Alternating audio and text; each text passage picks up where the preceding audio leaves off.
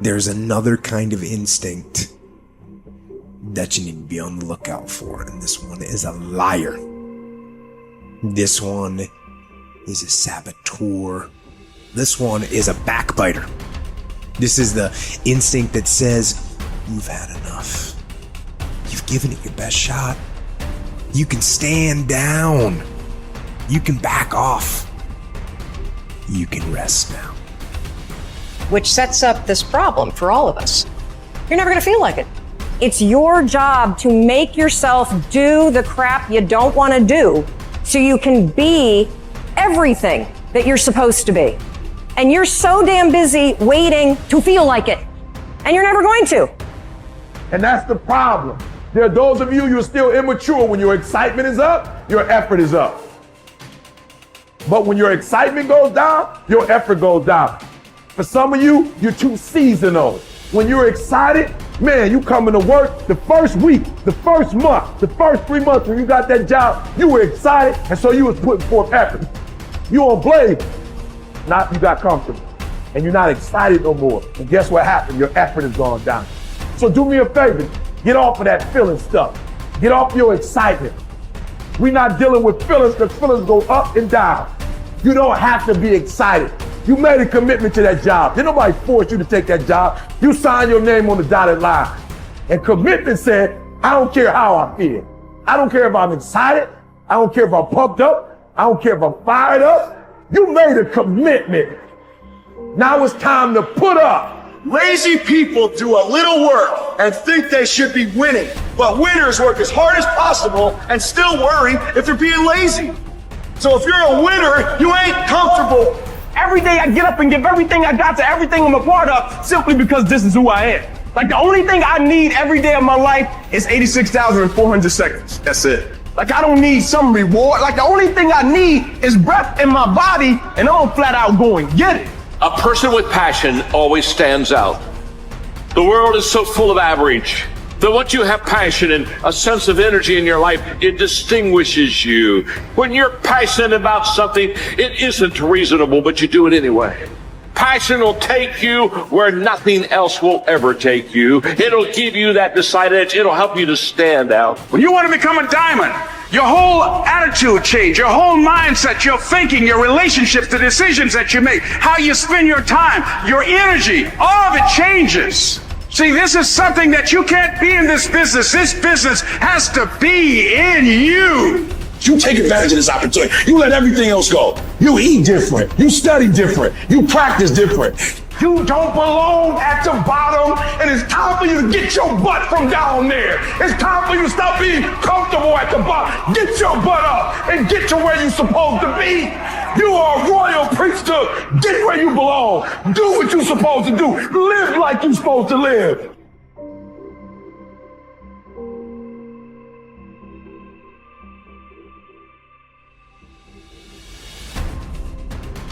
Get better every day. Socrates didn't know much. There wasn't much he held for certain. But he was sure, he said, that we cannot remain as we are. It doesn't matter who you are. It doesn't matter what you've done. Nobody is as good as they could be. Nobody is perfect. Everybody can improve. There are few self-fulfilling prophecies more important or more dangerous than this. If you think you have room to grow, you do, and you will. If you think you're as good as you can be, you're right. You won't get any better. It has been said that Tom Brady, the greatest quarterback in history, the youngest and the oldest to win a Super Bowl, isn't obsessed with winning. That's not what he focuses on. He's obsessed with improving the accuracy of his touchdown passes in the fourth quarter. He's obsessed with getting a little bit faster at releasing the football. He's not willing to stay the same, even though that same is very consistently the best in the league. The process of getting better, that's his drug. That's the dragon he chases. That's how he is able to defy aging and all expectations. The Japanese word for this is Kaizen. Continual improvement. Always finding something to work on, to make a little progress on. Never being satisfied, always looking to grow. Revolution, transformation, That's what amateurs chase. The pros are after evolution. If the first step is just showing up, committing to doing something each day, then the next step is finding something to focus on getting better at each day.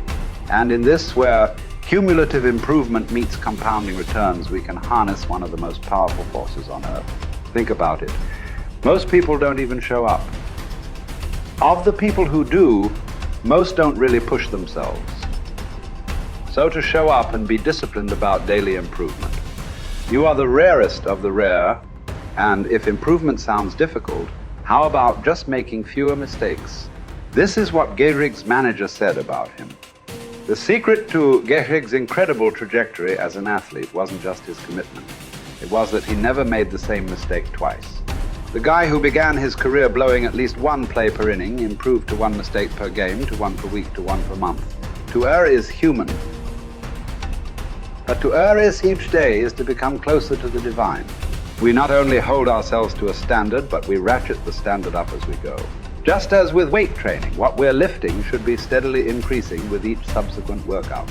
Our unwillingness to be satisfied with our performance, to be done with our progress, is what keeps us from plateauing. It drives us forward. Is it a little discouraging that we never seem to arrive? That our standards rise just out of reach of our abilities? Absolutely not. We move the goalposts so the game doesn't get boring, and more important, so it never ends. Ultimately, this brings us more pleasure and more satisfaction. We reach heights we'd never have been able to see otherwise. Do you want to be rotting or ripening? Are you getting better? Because if you're not, then you're probably getting worse. Anyone, whether they're a professional athlete or a house cleaner, can get better at their job. You can get better at being a person, a citizen, a son or a daughter. You can get better at how you think, how you focus, what you think about.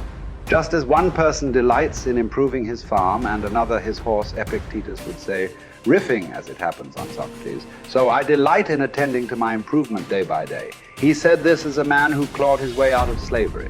He said this from exile.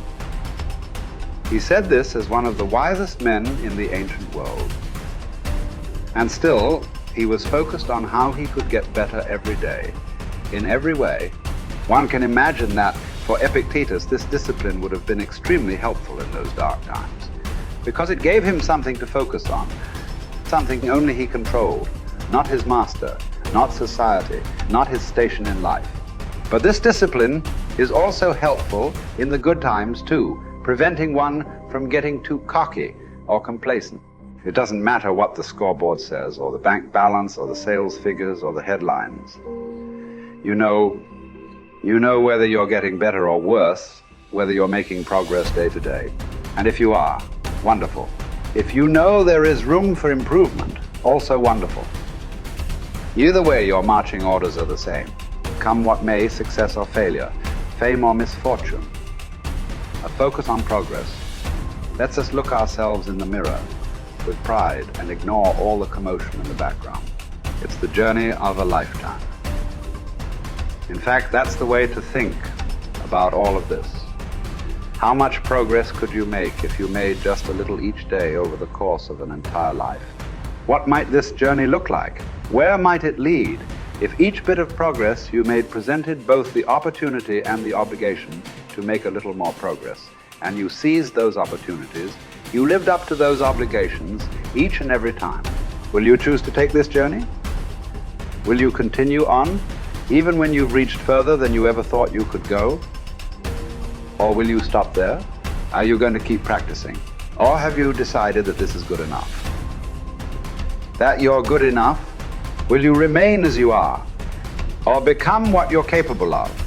Because once you stop getting better, there's only one direction to go. Do the best you can. The Emperor says in Marguerite Yourcenar's beautiful novel Memoirs of Hadrian. Do it over again. Then still improve, even if ever so slightly, those retouches. It's a beautiful irony. You're never content with your progress, and yet you're always content. Because you're making progress. What does it mean to live an infinite life? Clearly, our lives are finite. We're born, we die, we come, we go. But life is infinite. The game of life will continue with us or without us. Which means every single one of us has a choice. We don't get to choose the nature of the game. Life is infinite. We don't even get to choose if we want to play in the game or not. Once you're born, you're in it. We get one choice. Do you want to play with a finite mindset, or do you want to play with an infinite mindset? To play with a finite mindset means waking up every day and say, I'm going to be the best, I'm going to be better than everybody else. I'm going to accumulate more power, more responsibility, more money, whatever it is, whatever your metric is, I'm going to get more than anybody else. Me. And when you die, you take none of it with you. Or we can choose to live our lives with an infinite mindset, which means I'm going to leave this world, this school, in better shape than I found it. It means I'm going to devote my life to see that those around me rise. And we know that we're living with an infinite mindset because our obsession is seeing that we have an impact on the lives of the people around us. We've all had teachers, and some of you are those teachers, where 20 or 30 years from now, I can go to one of your students and say, you're a remarkable human being, you've accomplished so much in your life. How did you become the person you are today? And they will tell me your name. We all remember the teacher who believed in us. We all remember the teacher who had our backs. We all remember the teacher who saw something in us that nobody else saw. We've forgotten all the others, but we remember those couple.